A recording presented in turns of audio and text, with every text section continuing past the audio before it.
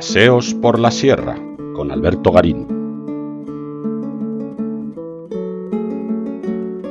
La ciudad de Santa Fe se encuentra situada al oeste de Granada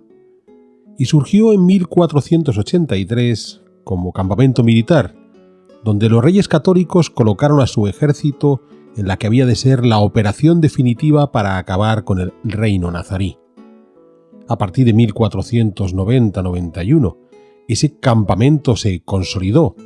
pues las diferentes tiendas de campaña se convirtieron en auténticas casas de piedra y ladrillo, demostrando a los granadinos que los reyes católicos habían llegado para quedarse para siempre. De aquel campamento militar ya consolidado en 1491, encontramos hoy, al recorrer el centro histórico de Santa Fe, no solo la traza de la muralla en la que aún podemos situar las cuatro puertas, cierto que reconstruidas siglos después de estos eventos de la toma de Granada, sino sobre todo la trama urbana al interior, con una calle principal, esa calle real que une las dos puertas principales, las de Granada y Jaén, y a partir de la cual se vertebraba todo el conjunto. Es muy llamativo porque se considera que estamos ante una traza regular cuyo origen previo se ha buscado en la ciudad de Briviesca, en Burgos, y que a posteriori podía convertirse en el modelo de traza regular llevado a América. Pero nada más lejos de la realidad. Lo que tenemos en Santa Fe es, ante todo, un campamento militar, y como tal responde a las necesidades urbanas de ese campamento,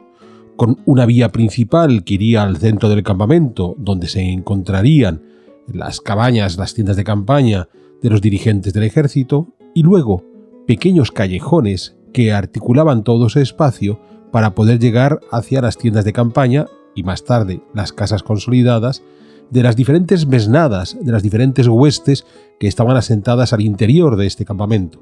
Es más, es posible que las diferencias entre las cuadras puedan obedecer a la ubicación de las diferentes mesnadas según el tamaño de estas.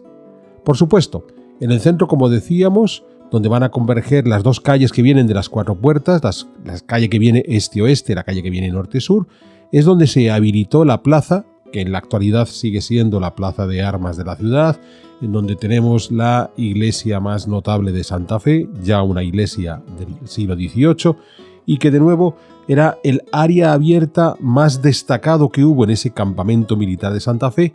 como ocurría en todos los campamentos militares de esa época del mundo medieval o del mundo romano, que es de donde derivan este tipo de construcciones. Pero porque esa plaza tiene como objetivo servir exactamente como plaza de armas frente a la tienda de los dirigentes del ejército para todo tipo de paradas militares previas a lanzar a sus hombres al combate. A partir de ahí, como decíamos hace un instante, vamos a encontrarnos una traza regular para poder hacer una distribución ordenada del espacio dentro de las murallas, dándole a cada mesnada, a cada hueste,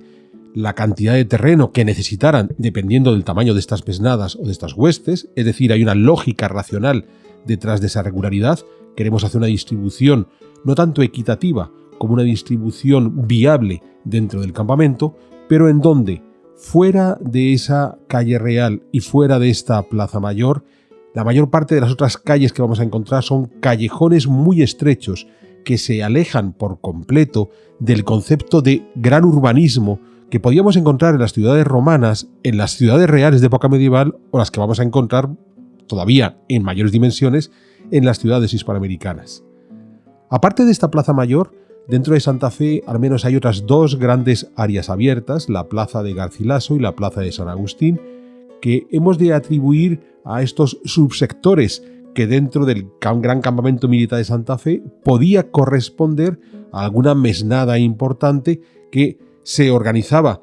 insisto, dentro de la organización general de todo el campamento. Parte de una mesnada de una cantidad de hombres importantes podía disponer de su propia pequeña plaza de armas.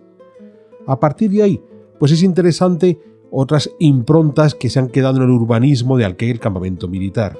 Por ejemplo, la presencia de la totalidad del sistema de rondas, de estos caminos por dentro de la muralla en paralelo a la muralla, por los que se podía circular evitando de esa manera que al estar pegadas las casas a la muralla, en el caso de tener que acudir presto a un sector de los muros a defender, al estar liberadas estas rondas, al poder caminar rápidamente al interior, se podía llegar con facilidad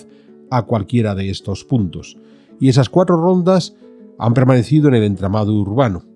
Y a partir de aquí comienzan las modificaciones que, sin embargo, nos siguen narrando una historia muy interesante.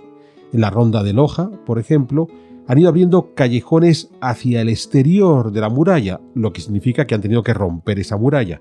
Y cuando observamos con detenimiento esos callejones, vemos cómo descienden en pendiente desde el interior del antiguo campamento hacia el exterior de ese campamento. Unos callejones que con esas pendientes que, insisto, han tenido que romper la propia estructura de la muralla, lo que nos recuerda es la ultimísima impronta del gran foso que rodeaba por completo a Santa Fe, que ha sido rellenado por las necesidades urbanas posteriores, sobre todo las contemporáneas, pero un relleno que, a pesar de todo, insisto, queda insinuado en estos callejones que rompen la muralla, en este caso desde la ronda de Loja, y en esa ruptura descienden, mostrando cómo están bajando hacia ese vacío que estaba generado por los fosos que rodeaban Santa Fe.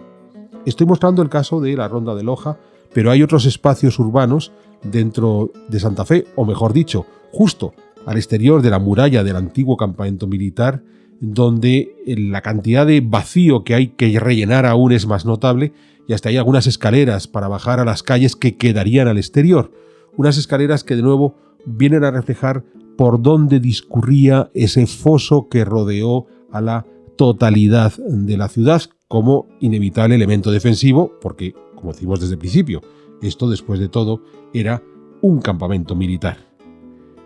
A partir de ahí, pues junto a la calle Real hay otra calle muy interesante, la calle Larga, que es paralela a la calle Real, en esa necesidad de vertebrar todo el conjunto y poder acceder hacia los diferentes sectores del campamento donde estuvieran las diferentes mesnadas, una calle larga a la que van a confluir en ángulo recto una serie de callejones, pero de nuevo, tanto en la propia calle larga como en esos callejones que van hacia esa calle larga, volvemos a encontrarnos ante un ancho de esa calle que se aleja mucho de las características propias de una ciudad. Si estuviéramos pensando, ya fuera una ciudad romana, una ciudad real medieval o sobre todo las ciudades hispanoamericanas, las calles serían mucho más anchas. Y esto es un elemento importante. Visto en planta, la traza regular de Santa Fe nos puede evocar a las trazas regulares del mundo hispanoamericano. Pero es que el espacio no se vive en 2 dimensiones, hay que vivirlo en 3. Hay que ser capaz de recorrer las calles, y es en el momento de recorrer las calles, cuando nos encontramos con estos estrechos callejones, cuando nos damos cuenta de esa imposibilidad de ser una calle regular.